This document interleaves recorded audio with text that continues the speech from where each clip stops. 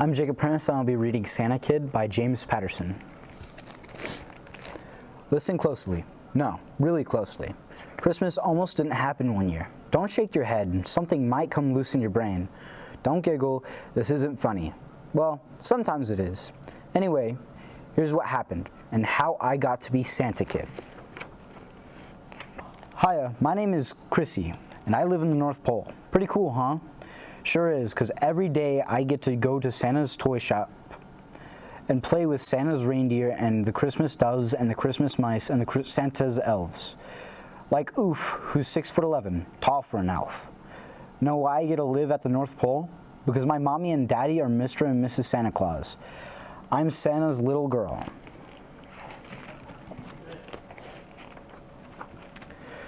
All those who want to live in the North Pole holler, I want to live at the North Pole.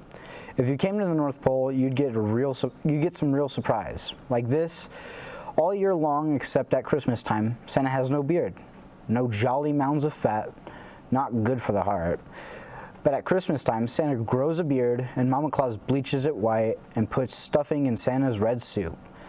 Other than that, Santa is like most other dads. He loves me more than anything in the world. Santa taught me lots of cool things, but there was a whole lot I didn't understand about Christmas.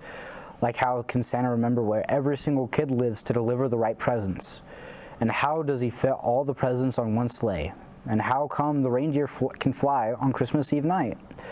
My dad, Santa Claus, would just smile and say, "Chrissy, you have to believe." "Believe in what?" I asked, my eyes wide. "You have to believe in something bigger than yourself." I laughed. "Everything's bigger than me." I said, "That's it."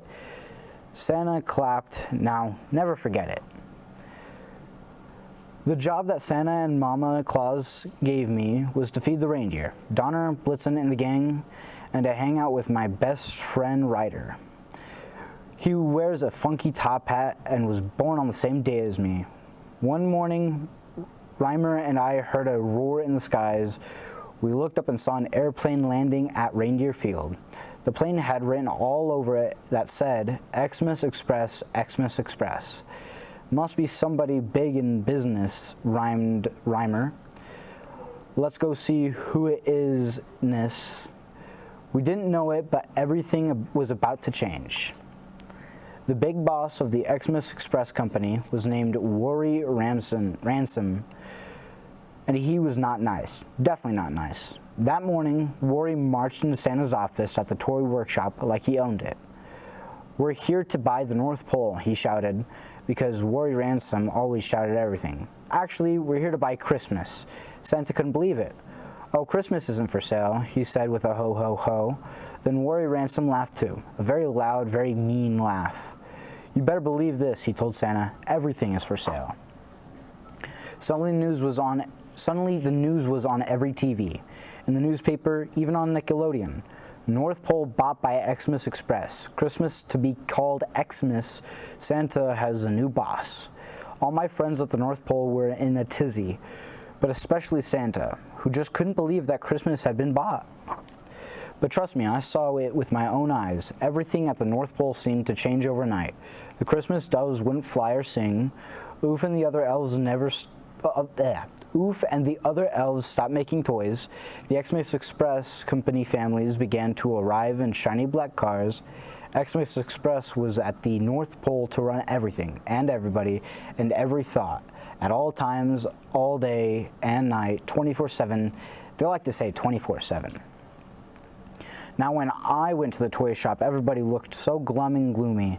Xmas Express was making new kinds of toys. Toys like Weird Wally, Warmunga the Warrior, Princess Pee and Poo Poo, Doggy Doo Doo, and everybody's least favorite, the 315th Day toy, which on the 315th day of the year, every year, fell apart. "Not nice," Oof, the 6'11" elf said to me. "Just not very nice at all." It was the worst thing Oof had ever said in his long, tall life. I almost didn't want to go to the toy workshop anymore. Worry Ransom was a large, angry person whose face was almost as red as Santa's suit. "Let me express myself clearly," yelled Worry. We're way behind schedule. Right now, only 21% of children will get toys for Xmas. I groaned in disbelief. Our goal, said Worry, is 50%. 5 out of 10 children will get presents this Xmas. I couldn't believe my ears. I ran to Santa to get his help. Santa had stopped going to the toy workshop. Then he stopped going out of the house. Finally, he stopped getting out of bed. He began to put on a lot of weight and grew a long white beard. Santa started looking like Santa, and not in a good way. I burst into Santa's bedroom and told him the terrible news from the toy workshop. I guess I don't believe in Christmas anymore, he said. It was the saddest thing I'd ever heard. Well, I believe, I whispered. I'll always believe in Christmas. The next day, spirits at the North Pole sunk lower than the reindeer's rump.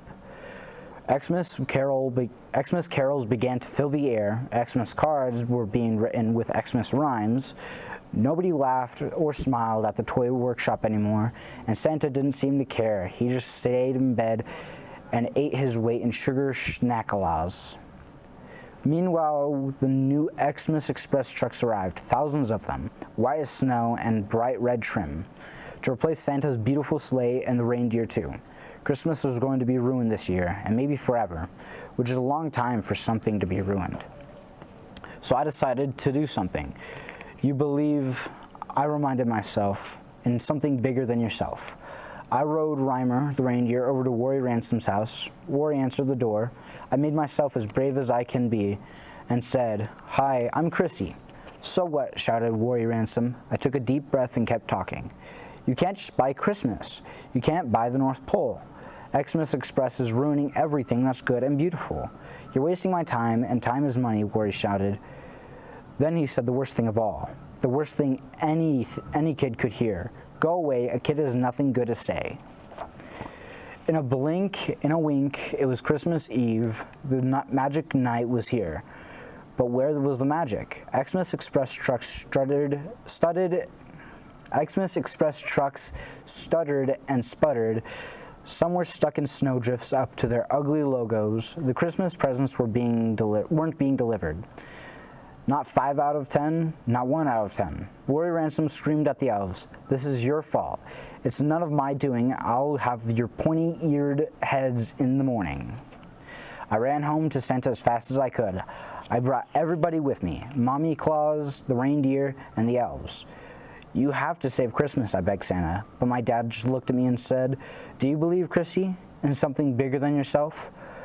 There were tears in my eyes, and I could barely find my voice. "Yes, I believe. I've always believed." Then Santa smiled. "Well, I'm too heavy for the sleigh," he said, "but if you believe, you can save Christmas yourself." Well, I'll tell you, I had the whole North Pole buzzing. The elves were smiling, and so were the reindeer, and even the Christmas mice. We hauled out Santa's sleigh and all the good toys. No Princess Pee-Pee and Poo-Poo or no Doggy Doo-Doo. Everybody pitched in. Everybody believed in the magic. But did I? Did I believe enough? How could I possibly know the address of every single kid? How could all these toys fit into the sleigh? Then Worry Ransom ran toward me. "Kid, this won't fly," he yelled. "Santa's sleigh won't work without Santa." I looked him in the eye, and here's what I said. "Kids are small, but kids are smart. Kids are smart enough to understand the magic of Christmas." And then the most amazing thing, the magic happened. The reindeer flew, the sleigh full of toys took off, and so did I. I believed in Christmas in a way I'd never before. I believed in how special and holy it was. I believed I would know every address of every kid in every country. I believed that Reimer and the other reindeer could fly all night and never get tired. And then, when I was flying over Bethlehem, Pennsylvania, a little boy leaned out from his bedroom window and called out, "Where's Santa? He always comes." But then he spotted a sleigh in the sky and reindeer, and something even more incredible. A kid was driving Santa's sleigh. Could it be? A kid just like him? Little hands, arms, legs, teeth, and a big smile? And then the little boy made it official. "It's Santa Kid," he shouted out up to my sleigh. "I see Santa Kid." Believe me, I was having the night of my life. The night of any kid's life. Delivering Christmas presents to everybody everywhere. I remembered every single kid and where they lived. And that means I came to your house too. And at the end of the long night, after I stopped at every kid's house, every tent, every hut, and every apartment, I made one last stop at Worry Ransom's house. Worry's kids were crying, and so was Worry's wife, and so was Worry, because he'd never gotten his Christmas presents. I gave everybody their gifts, then I shook Worry's hand. "No hard feelings, kid," he yelled. "No hard feelings," I said. "But you and your friends and your broken down trucks and your shiny black cars have to get out of the North Pole by New Year's Day." And that's what happened. That night, Christmas night, I had the most scrumptious dinner ever with my family and all my friends. And my dad finally asked, "Chrissy, did you really deliver all those presents to all those kids?" And I had to tell him the truth. Well, I didn't exactly deliver the presents in the usual way. There was quiet in the room. I talked to every kid, and you know what I told them? I told them Christmas isn't about getting presents. I told the kids that Christmas is about something much, much bigger than presents. Christmas is about believing. "Wow," said my dad, and everybody around the table joined in. "That's what happened? That's great." I started to laugh, and then I winked at Santa and Mommy Claus. Yeah, and then I gave everybody their presents. The end. Merry Christmas.